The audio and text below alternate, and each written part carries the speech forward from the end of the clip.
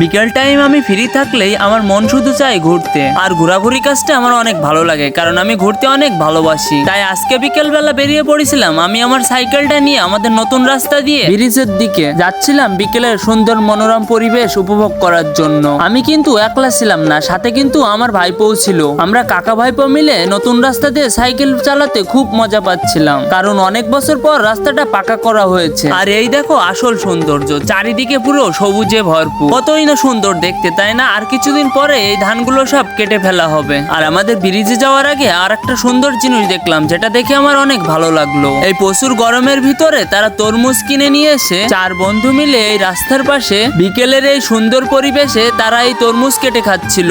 তাদের এই বিষয়টা দেখে আমার অনেক ভালো লাগলো। মনে চেয়েছে যে একটা নিরিবিলি পরিবেশে এসে বসে একটু মজা করে খাবে, তো এই জন্য আর কি একটা নিরিবিলি পরিবেশ, সুন্দর ফাঁকা রাস্তা, এই জন্য এখানে আসছে।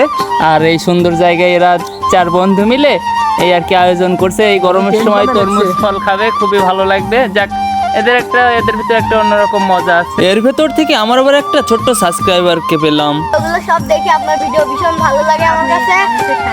এরপরে আরো ভালো ভালো ভিডিও ভালো সামনে এগিয়ে যান, দোয়া করি আপনি মেলা দূরে এগিয়ে চলে যান। তো এখানে আমার এলাকা, তো এখানে ছোট ভাই ব্রাদার হয়, এরাও আমার ভিডিও দেখে। তো দেখে এই জিনিসটা ভালো লাগলো যে মোটামুটি সবাই ভালো লাগে আর আমার ভিডিও দেখে। কালকে আমি মেবি বেনাপোল বাজারে বসেছিলাম, ওখানে একটা অচেনা মানুষ, আমি জাস্ট চিনি না তাকে, সে এসে আমাকে বললো যে ভাই 1 মিনিট কথা বলা যাবে? আমি বললাম যে অবশ্যই বলুন। তো তখন ভাই আমাকে বললো যে ভাই আপনি কিভাবে ভয়েসটা এডিট করেন, আপনার ভিডিও অনেক ভালো লাগে।